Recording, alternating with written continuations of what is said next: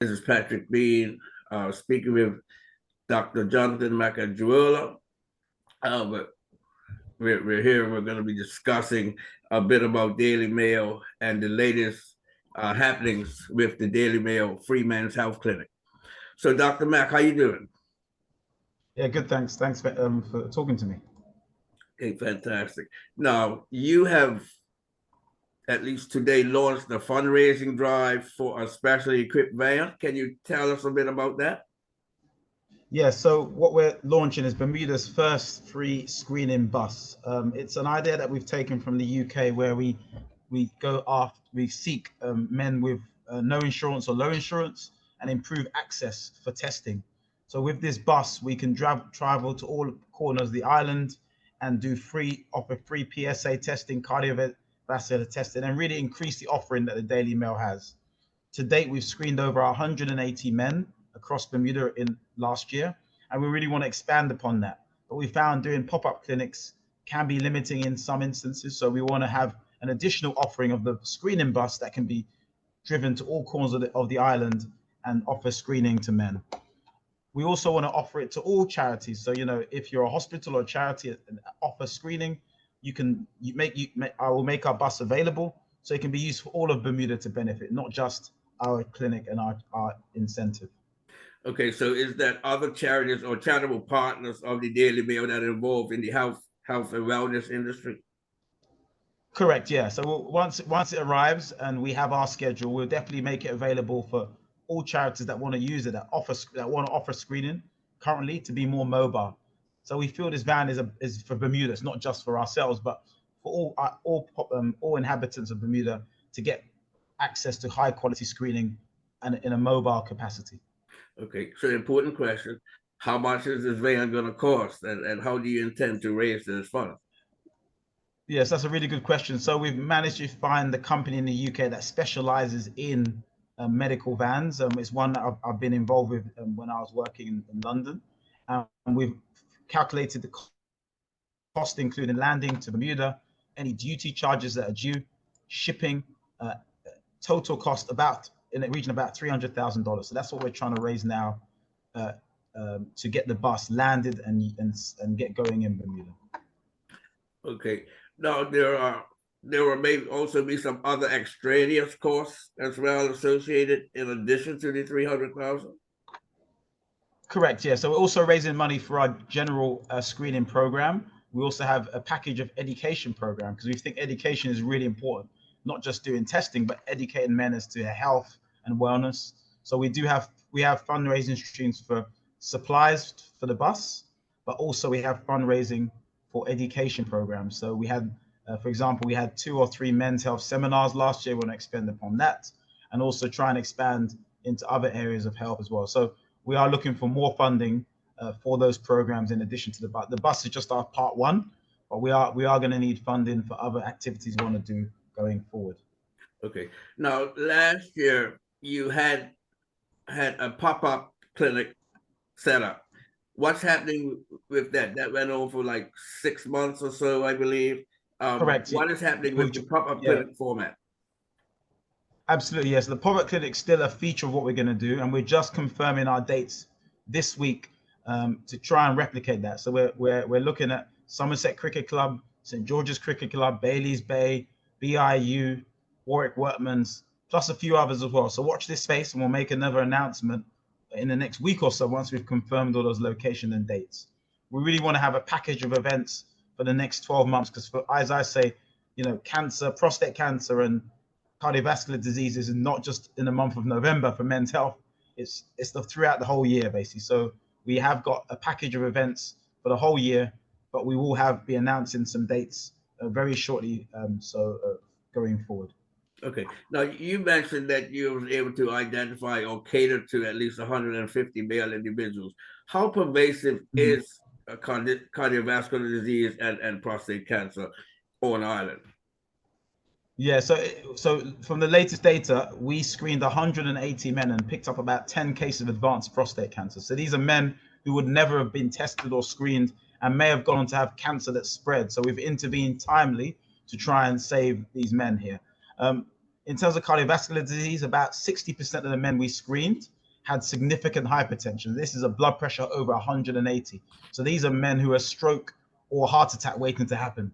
So we know that we're just touching the iceberg now in the nature of the problem, and we're trying to help early intervention. We know it will save lives and improve outcomes, and it's cheaper as well. You know, the government's talking about universal screening. It's actually cheaper to prevent these chronic conditions happening early on.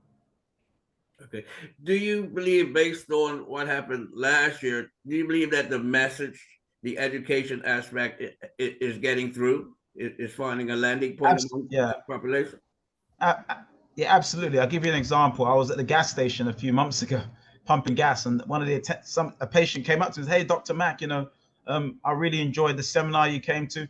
And by the end of the conversation, we had five guys around talking in a gas station about men's health. This is something that would never have happened in Bermuda prior to this. So we think the message is getting out, but there's still a lot of work to do, and we still have to. There's still a lot more men and other people we need to reach. So that's why we need initiatives like the van, like the education piece, to really get going and get moving. Okay. Have you raised any money thus far, and how are you raising relative to private sector funding, corporate sector funding, public funding?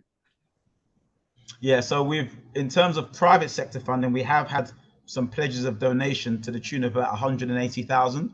We're just going through due diligence now, and we'll make an official announcement once that we've got that. So that's exciting. And we've got one or two partnerships that we're just working on now. And again, hopefully we can make an announcement once it's official. That's from the private and corporate sector.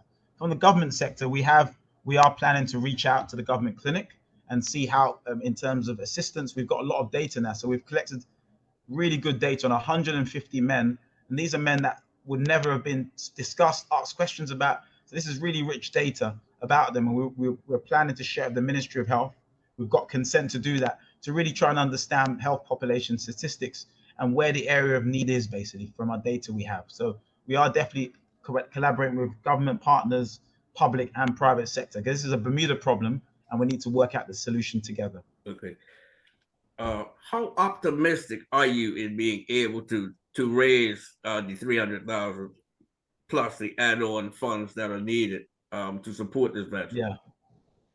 So I've been living here in Bermuda for a year and a half, and I've always told Bermuda is a rich country. There's deep pockets, and we hope with this appeal that we can really reach out to the exempt companies, to the private sector, to really help get this van. As I said, it's not just about a group of men. We'll make this van available for all Bermudans. So at some point, we really want to make sure we push personalized healthcare. We push screening, because I think screening will absolutely save lives, and it will cross over to all aspects of society as well. So the message is screen now to prevent problems down the line. Okay, last thing. Um, what drives Dr. Makajuola to do this kind of extra work outside of the office, outside of the hospital walls, and you being able to collaborate and gather a large group of volunteers to do this helpful. Yeah, I think it was myself and Jade Robinson, who's the medical student who helped me found it. I think we just kind of came honestly. We went to people, we galvanized people around the problem, and we did it in a way that was non-threatening and tried to bring all people on board. So we have over 80 volunteers now across all sectors of Bermuda that are now helping the Daily Mail. We are looking for more volunteers, so if we can reach out on our website, send us an email, and we can definitely accommodate you. We've had a program where we assist medical and nursing students. So during the last 6 months, we had a lot of medical and nursing students that volunteered with us. I was able to give them a letter of recommendation. And I'm proud to say we've had 3 of those students now start medical school. I'm not saying it's directly as a result of Daily Mail, but the activities they did, the work experience they got from us, and the letter of recommendation really did help in their medical place. So I'm happy to kind of continue these things. And I think it's just for the good of society, really, that we Okay. do this. Okay. Okay, last thing. I said that was the last thing, but this is the last thing. How can people donate? How can they contact Daily So Mail and make these donations? absolutely. So we've got a brand new website now, which is www.dailymailclinic.com. DALE MALY. So DAILY MALE, dailymailclinic.com. And on that website, you can go in there, click on the donate now button, and that will give you information on how you can donate. You can also email us at info@dailymailclinic.com, and that's another way of just getting information from us to discuss making a donation or even volunteering as well. Yeah. So just to reiterate, that's www.dailymail, clinic.com, and you can email us at info@dailymailclinic.com, or on our website, click on the donate now for more information on how to make a donation and where your donation will go exactly. Okay. Thank you kindly, Dr. Mack, and much appreciated to you and your Daily Mail team for what they have been doing and have continued to do for the island in terms of prostate cancer, cardiovascular disease, and beyond. I appreciate that. Thank you so much. Have a good evening.